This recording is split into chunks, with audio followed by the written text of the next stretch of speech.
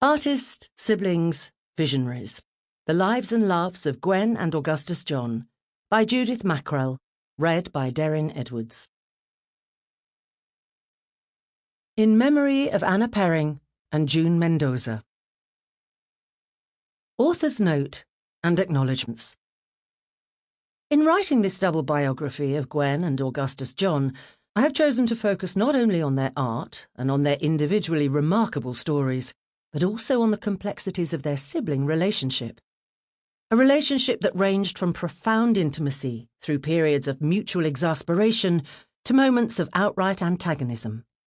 They were a brother and sister between whom the ordinary tensions of family were made particularly fascinating by a combination of circumstance, talent, and reputation. To maintain that focus, I have taken the decision to refer to Augustus throughout most of the book as Gus.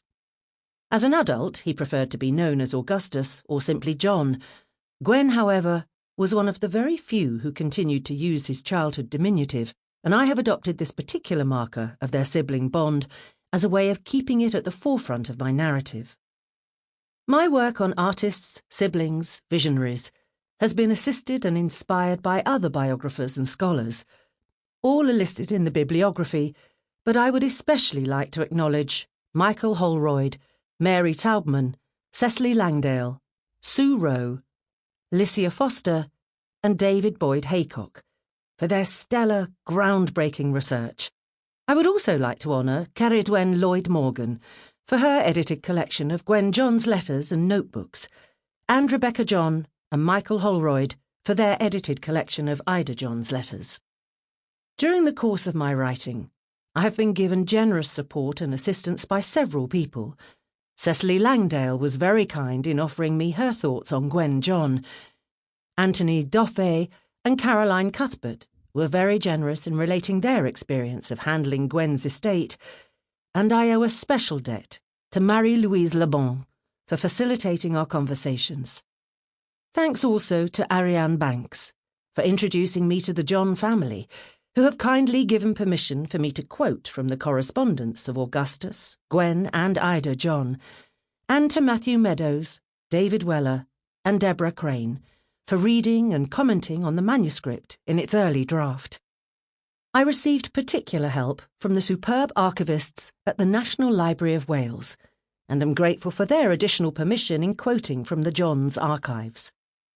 Huge thanks, finally, to the mighty Georgina Morley and her marvellous editing team at Picador, Rosie Shackles, Laura Carr, and John Sugar.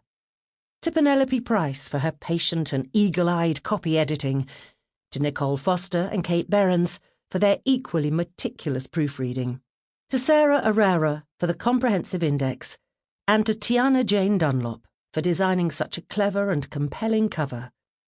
Gratitude, as always, to my brilliant agent, Claire Alexander, for seeing the possibilities in this book. And to my family and friends, huge love.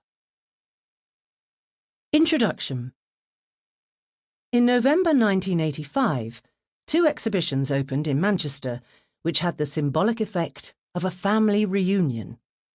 Gwen and Augustus John had been brother and sister. They had studied at the same art school and had shared overlapping circles of friends. Yet they had gone on to live and work in quite separate worlds, and it was only in Manchester, 46 years after Gwen's death, 24 years after Augustus's, that so much of their art would be seen in such close proximity. Augustus John and Friends was hung in the grandly neoclassical space of the Manchester City Gallery, and with its parade of portraits, of poets, painters, actors, and expensive women, it played to all the swagger of Augustus's public image.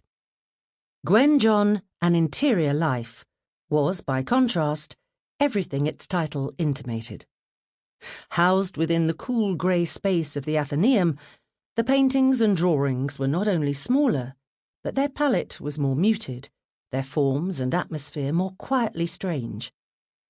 As critics observed, the pairing of these shows was a unique opportunity to analyse the contrasting registers of the siblings' work, the variable strident chords of his, the sustained minor key of hers. And Sample complete. Ready to continue?